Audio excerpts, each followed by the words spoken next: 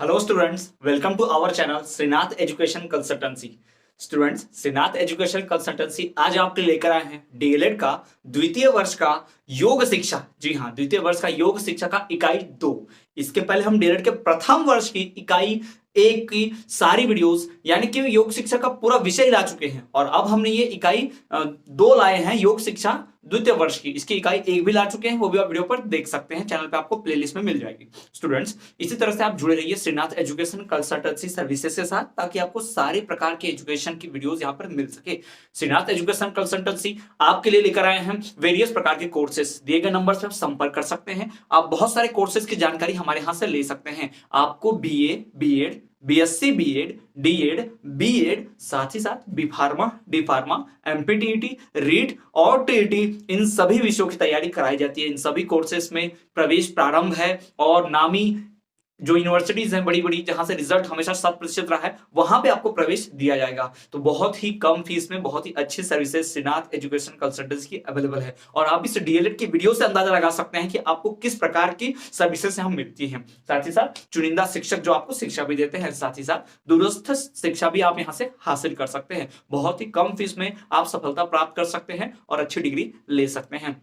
तो स्टूडेंट्स, ये तो हुई श्रीनाथ एजुकेशन कंसल्टेंसी की बात। अब हम बात करते हैं कि आज के स्टूडियो में क्या देखने मिलेगा आपको। आज के स्टूडियो लेक्चर में आपको देखने मिलेगा योग शिक्षा का इकाई 2 जो कि प्राणायाम। जी हाँ, द्वितीय वर्ष योग शिक्षा जो विषय है उसका इकाई 2 प्राणायाम के बारे में आज हम जानेंगे। और ये जो इकाई 2 है कुल 8 अंकों की होती है। तो 8 अंक कमाने का बहुत ही सुनहरा अवसर है। 25 में से 8 अंक लेकर पास हुआ जा सकता है। इसकी पहले की इकाई 7 अंक की थी, ये 8 अंक की। दोनों इकाई अगर आप अच्छे से पढ़ लें तो आपको 15 नंबर लेने से कोई रोक नहीं सकता। तो 15 के ऊपर नंबर मिले तो आप तो ऑलरेडी पास हो जाएगा, सिर्फ 2 यूनिट करके। लेकिन हमें पास नहीं होना है, हमें बहुत अच्छे परसेंट बनाने हैं, 80%, 90%, इसलिए हम ऐसी पढ़ाई कर रहे हैं। तो स्टूडेंट्स, आज की इस इकाई के अंक की विभाजन की बात करते हैं।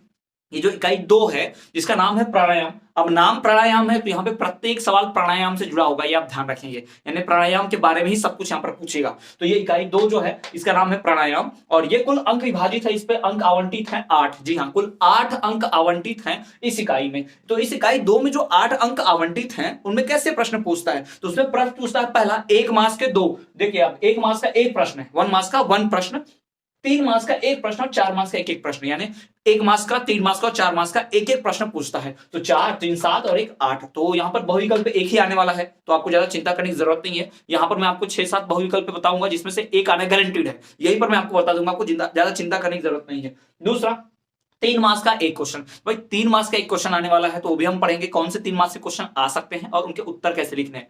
साथ ही साथ 4 मार्क्स का भी एक प्रश्न दिखेंगे और उसका उत्तर कैसे लिखना हम ये भी जानेंगे। तो चलिए स्टूडेंट्स, बिना किसी देरी के शुरू करते हैं श्रीनाथ एजुकेशन कंसल्टेंसी के साथ कि हमें योग शिक्षा में क्या क्या पढ़ना है, इकाई 2 प्राणायाम में किस प्रकार के महत्वपूर्ण क्वेश्चन आएंगे। तो डीएलएड की इस परीक्षा में आपको अगर सफलता हासिल करनी है तो आपको इस कोर्स के बारे में पढ़ना होगा, आपको इस इकाई को ध्यान से पढ़ना होगा। कौन से महत्वपूर्ण प्रश्न आते हैं ये भी मैं आपको बता दूंगा। तो चलिए शुरू करते हैं बिना किसी देरी के वस्तुनिष्ठ प्रश्नों के साथ। तो वस्तुनिष्ठ प्रश्नों के साथ शुरू करते हैं।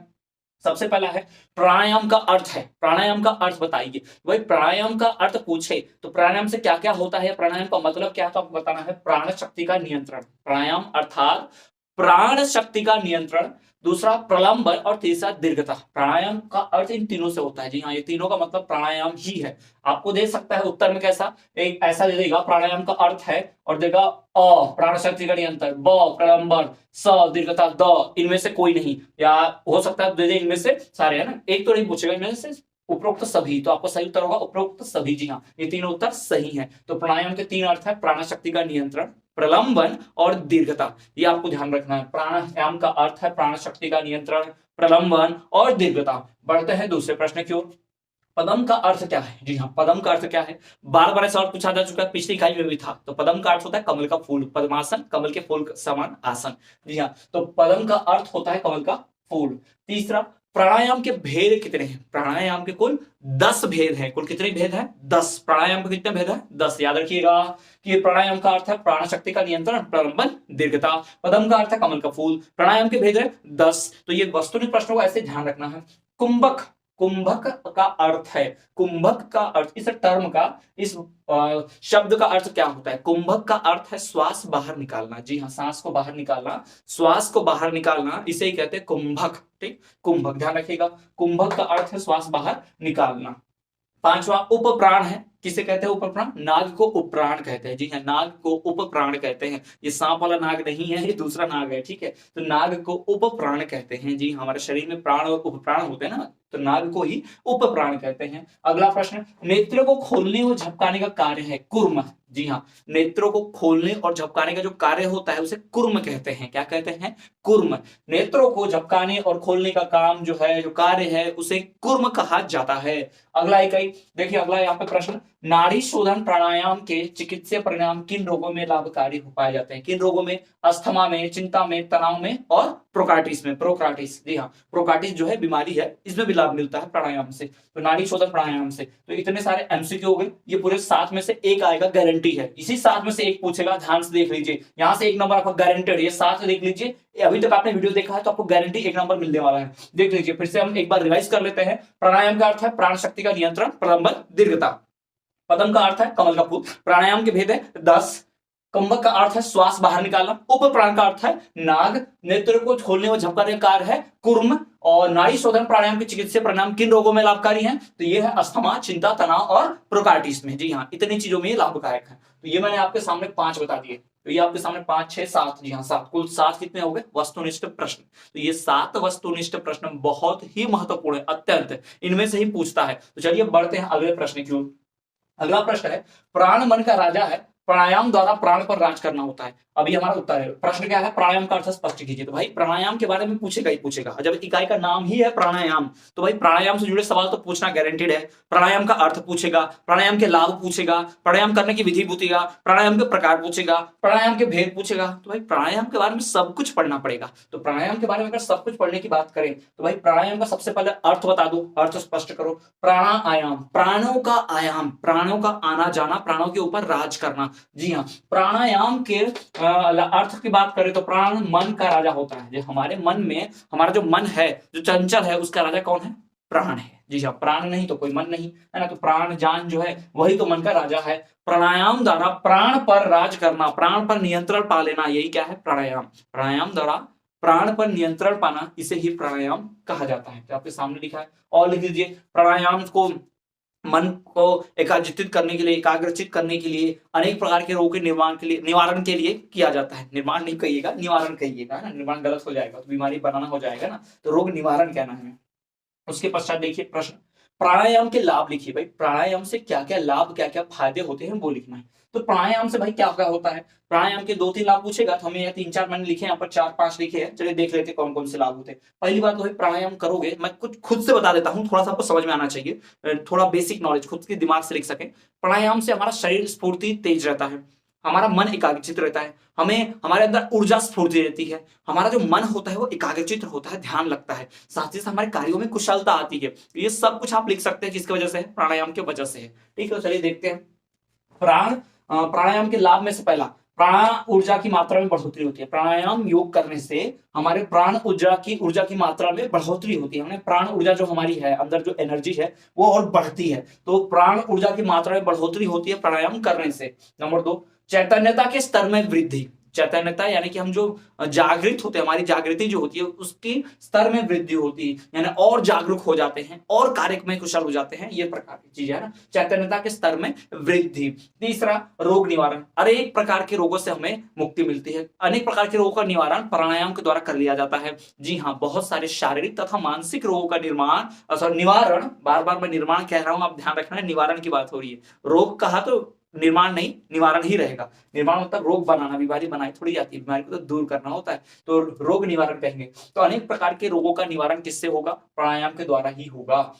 अनेक प्रकार के विकारों की, रक्त विकार, पित्त विकार, पाचन विकार, हृदय विकार, कई प्रकार के विकारों की जो मुक्ति होगी, विकारों से जो मुक्ति मिलेगी वो कैसे मिलेगी? प्राणायाम के द्वारा ही मिलेगी। यानी प्राणायाम करते रहेंगे तो अनेक प्रकार के रोगों से मुक्ति मिलती रहेगी। तो प्राणायाम मतलब अनेक प्रकार के रोगों से, विकारों से मुक्ति। 5वां, मानसिक दृढ़ता। जी हाँ, मानसिक दृढ़ता मतलब हम मानसिक तौर पर, है ना, माइंड से मानसिक तौर पर हम दृढ़, मजबूत होंगे। ठीक, तो मानसिक दृढ़ता आती है। प्राण ऊर्जा की मात्रा में बढ़ोतरी, चैतन्यता के स्तर में वृद्धि, रोग निवारण, विकारों से मुक्ति और मानसिक दृढ़ता आती है। किससे होता है ये सब कुछ? ये सब कुछ होता है प्राणायाम से। किससे होता है? प्राणायाम से। अगला प्रश्न, पद्मासन के लाभ बताइए भाई, पद्मासन के लाभ क्या क्या है, पद्मासन करने से क्या क्या लाभ होते हैं। तो पहला, प्राणायाम के उद्देश्य की पूर्ति। दूसरा, एकाग्रचित्ता आती है। ध्यान लगाने में जो एकाग्रचित्ता आती है वो किससे आती है, पद्मासन से ही आती है।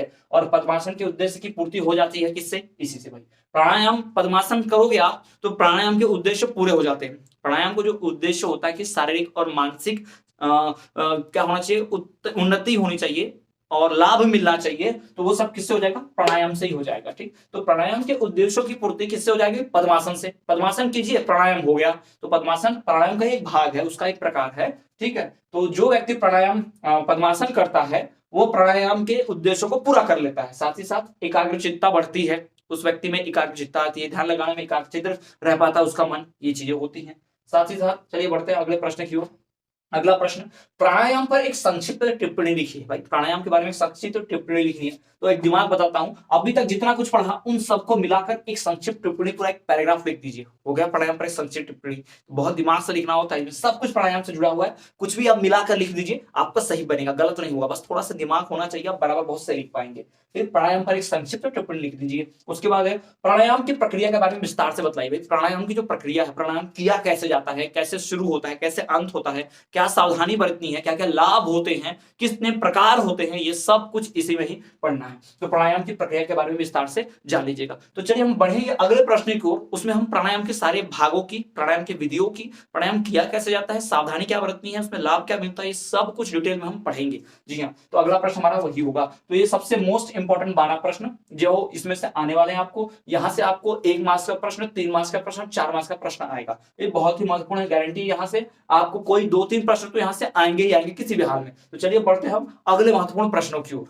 सो स्टूडेंट्स, चलिए अब हम बात करेंगे कि कितने विशिष्ट प्राणायाम होते हैं, प्राणायाम में कितने आसन होते हैं, उन बारे में हम जानेंगे। साथ ही साथ देखेंगे कि प्राणायाम के जो विभिन्न आसन हैं, उन आसनों की करने की विधि क्या है। साथ ही साथ मैं आपको किताब से चित्र भी दिखाऊंगा और बताऊंगा कि इस आसन को कैसे किया जाता है, उसके बारे में जानकारी सारी मिलेगी। तो चलिए स्टूडेंट देख लेते हैं सबसे पहले कि ऐसा प्रश्न आ सकता है क्या कि प्राणायाम के आसन, विधि, लाभ तथा सावधानियों के बारे में बतलाइए। इसमें अलग अलग पूछेगा, मैंने एक साथ सारा लिख दिया है, कैसा भी प्रश्न पूछ सकता है। ठीक है, ध्यान रखना, हमें आता चाहिए सब कुछ। तो पहले सबसे पहले हम प्राणायाम के आसनों के बारे में बात कर लेते हैं कि प्राणायाम के जो आसन है उन्हें करते कैसे हैं, क्या क्या उसमें होता है।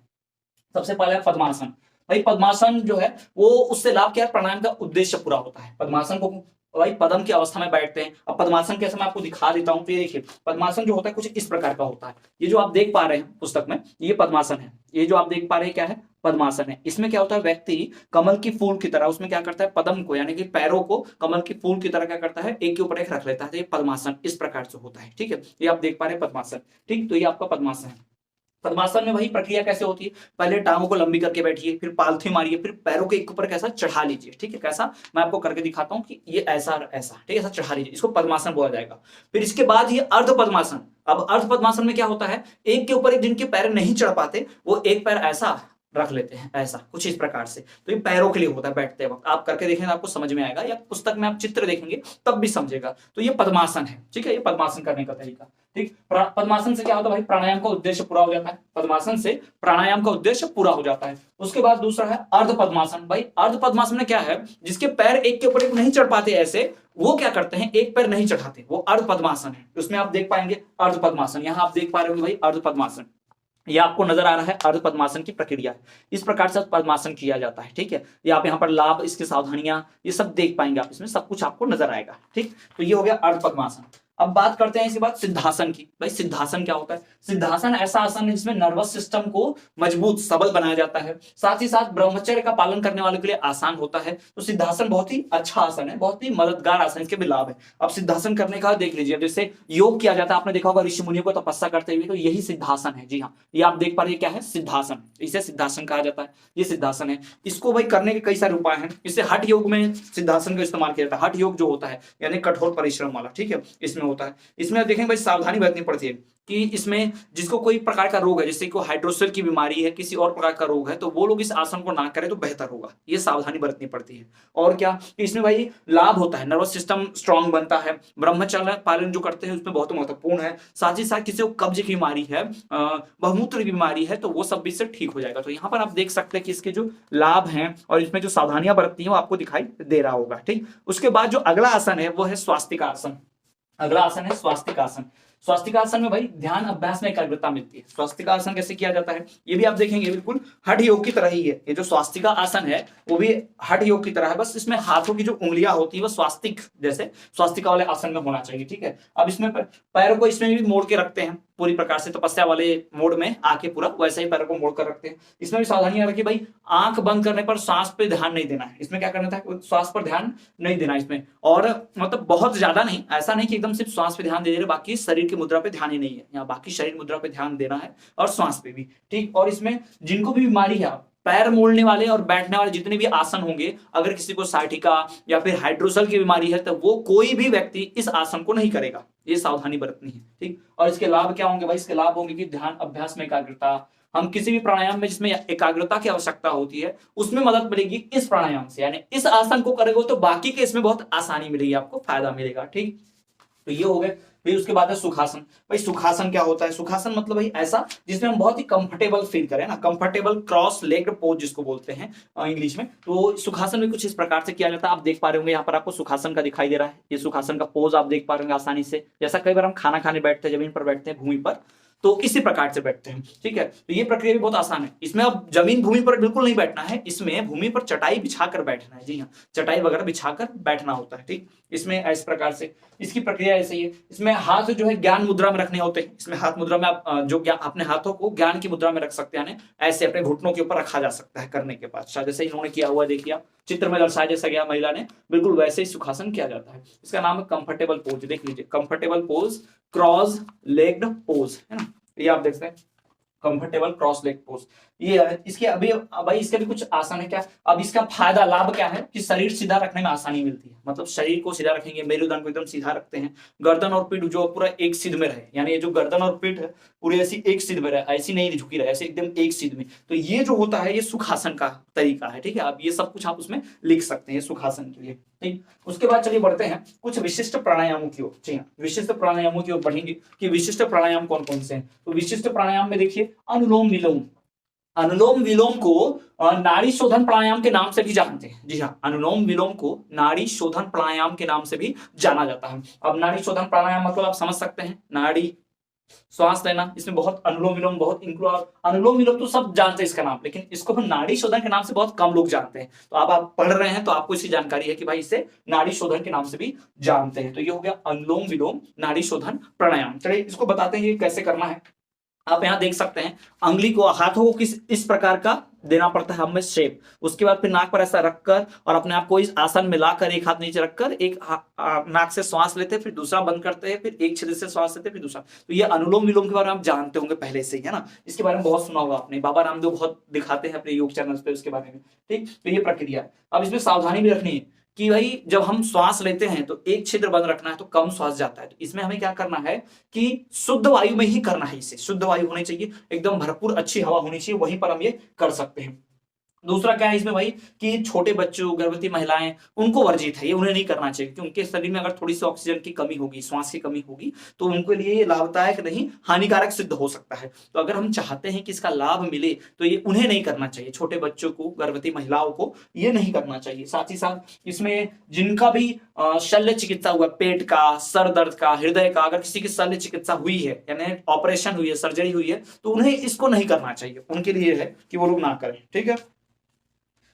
जब तक डॉक्टर सलाह ना दे, जब तक हमारा चिकित्सक डॉक्टर सलाह ना दे कि ऐसे ऐसे करना है, करना है, नहीं करना है, तब तक हमें नहीं करना होता है। अपने मन से हम अनुलोम विलोम नहीं कर सकते, डॉक्टर की सलाह पर ही कर सकते हैं क्योंकि हमारा शरीर उस लायक होना चाहिए। चिकित्सा अगर हुई है, सर्जरी हुई है ना, तो हम नहीं कर सकते, ठीक, शल्य चिकित्सा नहीं हुई।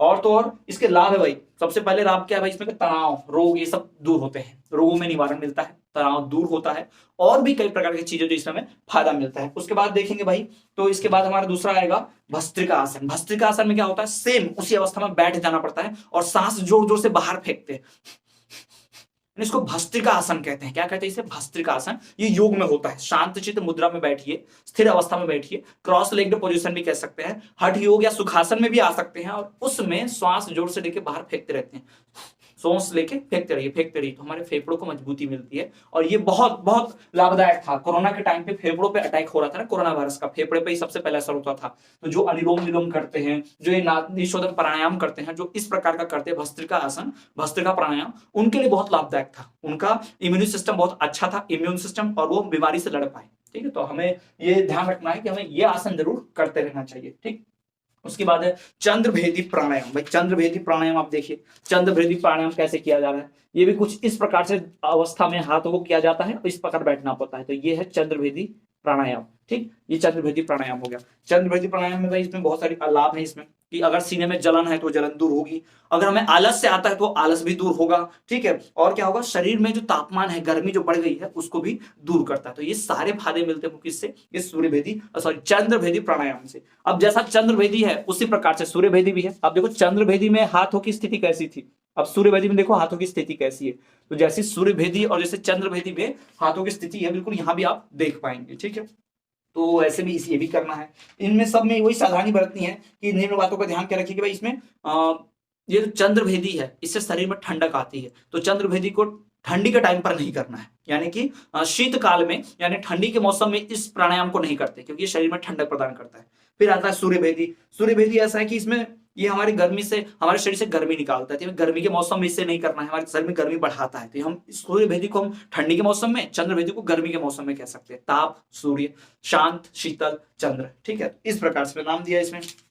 हमारी तंत्रिकाओं को, पुराणंगम्पी जो तंत्रिकाएं होती हैं, उनको सुदृढ़ करने में, स्वस्थ करने में क्या करता है, ये मदद करता है। इसके बाद उज्जाई प्राणायाम होता है, साथ ही साथ भ्रामरी प्राणायाम होता है। आप भ्रामरी प्राणायाम में देख सकते हैं कि बालिका कैसे भ्रामरी प्राणायाम कर रही है। इस अवस्था में बैठकर आंखों को शरीर पे पूरा पंजों से इस तरह से ढकना, यही क्या होता है, भ्रामरी प्राणायाम होता है। ठीक है, तो इस प्रकार से भी किया जाता है। इसके भी कुछ सावधानियां हैं कि भाई इसे खाली पेट नहीं करना होता है, भ्रामरी प्राणायाम को खाली पेट नहीं कर सकते। और इसमें लाभ क्या मिलेगा, बहुत सारे लाभ, कि हमारा किसी का उच्च रक्तचाप की बीमारी है, हाई ब्लड प्रेशर, तो वो ठीक हो जाएगा। तो ऐसे कई प्रकार की बीमारी जो इससे ठीक होंगी। और साथ ही साथ शीतली प्राणायाम, ये आप देख सकते हैं, शीतल प्राणायाम जो है दिया हुआ है, किस प्रकार से मुख से श्वास निकालना है, मुख से आवाज निकालनी है, किस प्रकार से। फिर आप देखो शीतकारी प्राणायाम यहाँ पर दिया हुआ है, कैसे क्या करना है, यहाँ पर पूरा लिखा हुआ है, पूरी मेथड आपको लिखी हुई मिल जाएगी, शीतकारी और शीतला का। ठीक है, आप भी देख पा रहे होंगे। ठीक, तो ये है। तो इस प्रकार से विभिन्न प्राणायाम है। आपको क्या करना है, एक एक प्राणायाम के बारे में जानकारी लिख लेनी है, उसे कैसे किया जाता है, उसकी सावधानी वगैरह सब